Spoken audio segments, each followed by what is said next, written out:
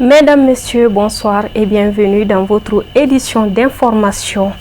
Une forte délégation du cercle de Baraouli a rendu visite au guide spirituel des Ansar à Seydi Cherif Ousmane Madani Haïdara à son domicile de Bangoni Diangnebou en commune 1 du district de Bamako ce lundi 23 mars 2026. Khadija Traoré pour le commentaire. La délégation a été reçue avec chaleur et hospitalité par Seydi Cherif Ousmane Madani Haïdara qui a exprimé sa gratitude pour cette visite et réitéré son engagement à continuer à servir le peuple malien. Cette visite, qui s'inscrit dans le cadre des échanges de courtoisie et de solidarité, a permis à la délégation de témoigner son soutien et sa reconnaissance à Seydi Cherif Ousmane Madani Haïdara, fils du cercle de Baraouli, pour son engagement en faveur de la communauté musulmane du Mali. Les ressortissants de la localité ont également offert des appareils de sonorisation au guide spirituel des Ansar, en signe de leur soutien et de leur reconnaissance à son travail. La visite s'est achevée par une séance de bénédiction collective. 26 mars 1991, 26 mars 2026, cela fait exactement 35 ans que la journée des martyrs est célébrée en hommage aux victimes du soulèvement populaire contre le régime de feu général Moussa Traoré. Quelle est l'origine de ces événements sombres de l'histoire politique du Mali indépendant? Reportage Abdul Karim Sako et Boubacar Traoré. 26 mars 1991, le Mali a basculé dans une nouvelle ère, celle de la démocratie. Après 23 ans de règne presque sans partage, le régime du général Moussa Traoré a été renversé par un coup d'état militaire, mettant fin à plusieurs jours de soulèvements populaires sanglants. La raison est toute simple. Le peuple malien réclamait l'instauration du multipartisme et davantage de liberté. La réponse du régime a été sans équivoque. Il y a eu tellement de problèmes que le 26 mars, à la veille du 25 au 26, l'armée a intervenu pour achever le travail du mouvement arithmétique. Mais ça n'a pas commencé en 1991 seulement. C'était une longue lutte. En 1991, quand il y a eu des événements, le pouvoir a agi avec brutalité à Kita, à Kay, à Ségasso, un peu partout, il y a eu des morts d'hommes. Donc les gens ont dit c'est assez, c'est trop. Et également à l'intérieur même du pouvoir UDPM, déjà il y a eu des fissures. Par exemple, Djibril Diallo, qui était le secrétaire politique, a écrit vers 2000, le 24 ou le 25, je ne sais pas, à partir du 20, il avait écrit l'UDPM a atteint son seuil d'incompétence. Et il a démissionné. Bon, donc on était ces tiraillements-là. Et le 22 mars, il y a eu le carnage. Le 22 mars 1991. C'est là où il y a eu beaucoup de morts, des jeunes, surtout. Par exemple, vous avez le carré des martyrs. L'issue de la pression fait suite à ce que les Maliens qualifient de vendredi noir, car la répression des manifestations de mars a causé la mort de plusieurs centaines de civils. Ces victimes sont aujourd'hui honorées comme les martyrs de la démocratie et de la liberté. Grâce à l'intervention militaire sous la conduite du lieutenant-colonel Amadou Toumane Touré, l'UDPM, parti unique alors, est vaincu et le président général Moussa Traoré est mis aux arrêts. Mais ce qu'il faut savoir, c'est que la lutte n'a pas commencé en 1991. Quand le coup d'État a eu lieu en 1968, ça a renversé un régime engagé, nationaliste, patriotique. Donc ça fait 23 ans. Mais depuis ce jour, à la veille, après le coup d'État, des gens sont organisés. Il y a eu des partis clandestins qui ont travaillé dans l'ombre. Le Parti malien du travail, avec Feu Abdelrahman Baba Touré, je vais en parler. Il y a l'Union nationaliste RDA, il y a le PRMD, il y a le Front démocratique qui était en France avec les Bassir Diarra. Donc ceux-ci ont amené une lutte implacable dans la clandestinité. Et certains ont payé de leur vie. La démocratie a jeté les bases de la Troisième République du Mali. Cependant, le constat sur le parcours démocratique suscite bien d'interrogations au regard des défis multisectoriels non encore relevés. Il est clair que les acteurs de la démocratie n'ont pas joué franc jeu avec la population. Il y a eu des insuffisances, il y a eu des manquements, mais on ne devait pas refaire les mêmes erreurs. Les mêmes erreurs de 2012 par exemple, parce qu'après le coup d'État de 2012, on a vu tomber 3 de nos régions importantes. On a vu venir le terrorisme. On n'a pas tiré les leçons. 2020, les mêmes acteurs se sont réunis pour faire partir un pouvoir légitime, élu. Et aujourd'hui, nous sommes dans une situation où et les démocrates qui se sont battus pour faire tomber un régime légitime et ceux qui se sont tués, tout le monde est dans des questionnements. Chacun se pose d'énormes questions. On ne peut pas parler des regrets, mais les gens se posent quand même des questions.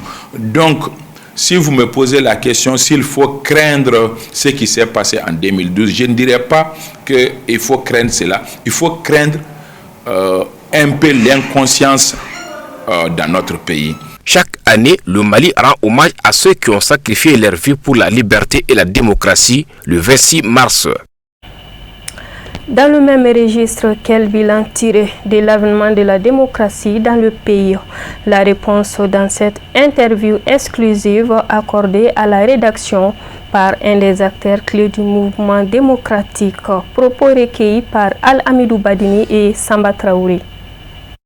Et au 26 mars, quand nous sortions dans les rues de Bamako, qu'est-ce que le peuple disait? Ante korole fait fokura. Anga kura nana, kokaje yelema. La grande question c'est là, par rapport aux attentes du peuple, par rapport aux messages du peuple. C'était des messages codés qu'il fallait décoder après le 26 mars, sous forme d'un programme du changement. Non seulement il n'y a pas eu le changement, il n'y a pas eu le Kokadje, et on a fait un grand recul. La démocratie a été acquise. Mais ce qui a manqué, c'était le contenu. Ce qui a manqué, c'était le programme. C'était politique, sociale et culturelle. C'est ce qui a manqué. Et c'est ce que le peuple malien attendait de nous, ici et maintenant. Parce que quand vous regardez, 76 réalisations que le président Modibo Keïta et l'Union soudanaise RDA ont pu faire. 76 réalisations, sociétés et entreprises publiques et d'État. Nous pensions quand même que il fallait mettre de l'ordre dans ces choses-là. La grande question, c'était quel État? La question de l'État, jusqu'à demain, ça se pose. Bamako a été une riposte à ce que nous avons appelé dans le temps le partage de l'Afrique à Berlin, entre les puissances coloniales. Et nous nous étions dit que l'élite dirigeante allait tirer la leçon de tout ça et pour voir dans quelle mesure les Africains peuvent se donner la main. Mais en lieu, comme vous parlez de dérive, il n'y a pas eu que des dérives, il y a eu grande trahison du peuple malien. Parce que ici et maintenant, il fallait mettre ce que nous appelions le Kokadje, les éléments, dans le sens tel que souhaité par le peuple malien. Est-ce qu'il y a d'acquis encore? Parce que tout a été liquidé, tout a été privatisé, tout a été vendu. Il n'y a pas d'acquis Badini. Le seul acquis que nous connaissons, c'est que désormais, comme nous l'avons dit, le peuple malien ne se soumettra plus à n'importe quelle dictature. La preuve, après 91, il y a eu 2012. Après 2012, il y a eu août 2020. Trop de dérives de la démocratie. Parce que ce que les gens ne savent pas, toute démocratie a un contenu social de classe. C'est pas par hasard comme ça, hein. Pouvoir du peuple, par le peuple et pour le peuple. Ça, c'est des mots. Mais c'est la classe dirigeante qui dirige les pays qu'on regarde. Nous, on ne savait pas du tout que l'impérialisme français avait envoyé un homme parmi nous, sur de la demande, hein, le premier parti. Mais 2 ans après, quand nous avons découvert la face réelle des dirigeants, je vous envoie au livre du coopérant français Jean-Paul Gourevic, L'Afrique, la France, l'aide, vérité et mensonge. Un autre français, Montaldo, qui parle des voyous de la République. C'est une classe prédatrice qui s'est emparée du pouvoir pour s'enrichir, pour liquider tout ce qu'il y avait comme acquis du peuple. Ça a été l'une des plus grandes dérives. Les gens disent les militaires au pouvoir. Ces militaires, c'est des Maliens là, mon frère. Ils ont fait mieux et davantage en honneur et en dignité que ceux qui disent qu'ils sont des civils. On est prêts, hein? C'est des militaires patriotes. Instruits aussi, qui ont le sens du devoir, qui ont le sens de la patrie. Cérémonie de clôture du colloque international sur la problématique du capital humain pour l'industrie extractive et la souveraineté énergétique dans la zone de la Confédération des États du Sahel, organisée par l'université privée Ahmed Baba en collaboration avec la Direction nationale de la géologie et des mines et l'Office national de la recherche pétrolière. La rencontre s'est déroulée du 24 au 26 mars 2026 au CICB sous la haute présidence du président de la transition, son Excellence le général d'armée Assimi Goïta. Lala Kouyaté et Ibrahim Koulibaly y étaient pour Chérif la télévision. Cet espace d'échange était consacré à un partage d'expériences sur les moyens d'exploitation d'une ressource minérale. Durant des jours, plusieurs thématiques étaient au cœur des débats à l'issue desquels des recommandations importantes ont été formulées. Chaque thématique a été suivie de débats nourris avec les recommandations suivantes. 1. L'État doit nécessairement mettre en place un mécanisme de financement de la recherche géologique et minière. 2. Faire intervenir les banques dans le financement des activités minières, spécifiquement la recherche. 3. En matière de formation, créer la synergie d'action en mettant l'accent sur la spécialisation des métiers des mines dans l'espace AIS. 4. Formaliser les plans de contenu local. 5. Intégrer systématiquement la formation dans le contenu local. 6. Développer des partenariats PME et favoriser l'inclusion féminine. 7. Attribuer des bourses d'études professionnelles. 8. Financer la transition énergétique dans l'espace AIS. 9. Créer un fonds souverain de l'AIS dédié à l'énergie. Mettre en place un modèle intégré pour faciliter la gestion durable des ressources environnementales. 11.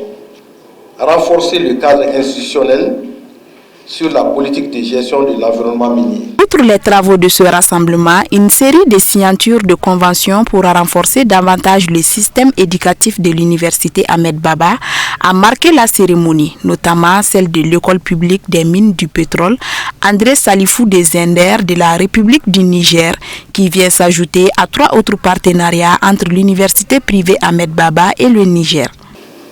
Oui, cette activité se situe également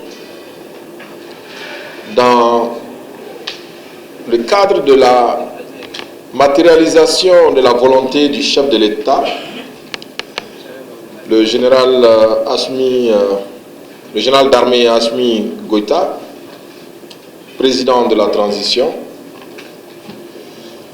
qui a déclaré l'année 2026 année de l'éducation et de la culture. Nous, en tant qu'université, nous ne pouvons que nous inscrire dans ce registre et de poser des actes allant dans le sens de la matérialisation de cette volonté politique. Cette activité, considérez-la comme une première pour l'année 2026. Il va y avoir une deuxième rencontre scientifique avant la fin de l'année. L'université privée Ahmed Baba vous le promet. Le rapporteur général vient de vous livrer les recommandations issues de ces 2 jours d'assises. Ces recommandations feront l'objet d'une communication spéciale.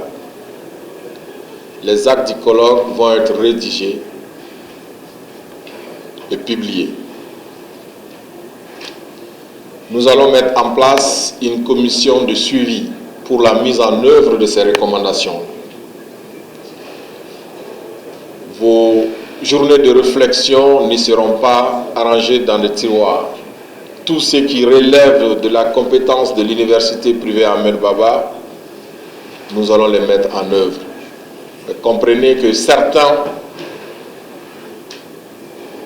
éléments qui se trouvent dans les recommandations relèvent de la volonté politique, relèvent des autorités. Là, nous allons les transmettre cette information. Les actes du colloque seront envoyés, remis aux autorités, à l'ensemble des autorités de la Confédération des États de l'AES. Sincèrement, on est assez satisfait par les différentes thématiques qui ont été développées et surtout les discussions qui ont eu lieu.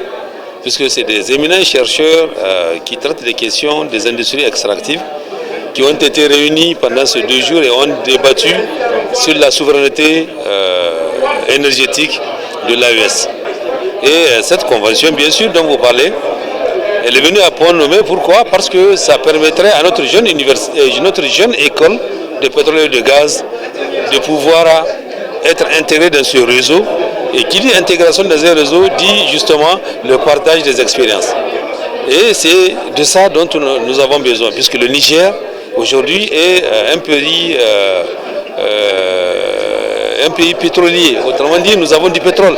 À noter que ce colloque est une première après 15 ans d'existence de l'université privée Ahmed Baba et elle envisage sa pérennisation. Cette cérémonie de clôture a surtout été sanctionnée par la remise des attestations de reconnaissance aux différents participants.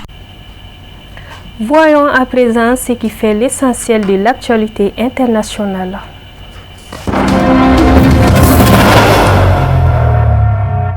Les États-Unis ont épuisé leur stock d'armes de précision à longue portée et pourraient commencer à utiliser des bombes à gravité plus anciennes, a déclaré à TASS Scott Ritter, ancien analyste du renseignement du corps des Marines des États-Unis et ancien inspecteur des Nations Unies en matière d'armement en Irak. Comme les événements l'ont démontré, l'Iran conserve une capacité très importante de lancer des missiles et des drones contre Israël, contre les bases américaines dans la région et contre des cibles dans les États arabes du Golfe. Et les Iraniens n'ont montré aucune intention de reculer. Parallèlement, les États-Unis ont épuisé leurs munitions de précision à longue portée, leurs missiles de croisière et leurs missiles de croisière aéroportés, et nous sommes désormais contraints de nous rapprocher en utilisant des bombes à gravité plus anciennes, a déclaré Reuters. De son côté, le président américain Donald Trump a accusé l'organisation du traité de l'Atlantique Nord, OTAN, d'inaction face à la situation avec l'Iran. Les pays membres de l'OTAN n'ont absolument rien fait pour aider l'Iran, cette nation de fous désormais militairement décimée. Les États-Unis n'ont besoin de rien de l'OTAN, mais n'oubliez jamais ce moment crucial, a-t-il écrit sur sa page du réseau social Troche. Auparavant, le président américain Donald Trump avait fustigé l'OTAN, la qualifiant de tigre de papier, en raison du refus des alliés européens de participer à une éventuelle mission maritime dans le détroit d'Ormuz. L'Iran a l'avantage dans le conflit avec les États-Unis, ces derniers ayant perdu l'initiative en raison d'une sous-estimation de la force de l'adversaire, a déclaré l'ancien chef du service de renseignement extérieur britannique MI6, Alex Junger dans une interview accordée au quotidien L'Économiste. La réalité, c'est que les États-Unis ont sous-estimé la tâche et je pense qu'il y a environ 2 semaines, ils ont perdu l'initiative face à l'Iran. Dans les faits, le régime iranien s'est montré plus résistant que quiconque ne l'aurait imaginé, a déclaré Junger.